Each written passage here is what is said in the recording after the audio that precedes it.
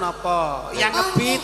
Abah biasane kalau pas Los, apa los? niku napa pas nyetel niken ngoten niku jenengan napa remene lagune niken napa, Bah?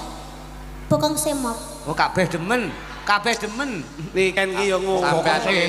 Sampean ki pertanyaan kok Abah nyetel sampeyan. Abah ki ra tau ndelok sampean sing didelok mek aku tok ning YouTube itu tadi. Rupamu. Ora mungkin mosok yo Rupanya jam dinding no dadak. Aki. Abahe mau ngendikan, Mas. Napa? Niken kok ora hot blas, mesti ora energik. Gini. Iki tak sampaikan los, rasa mikir ning kene iki pondok. Sampean enggak masalah nembang bokong semok. Niken iki wis mengeluskan diri ya. Aja mau ubub-ubub pineh ya. Betul.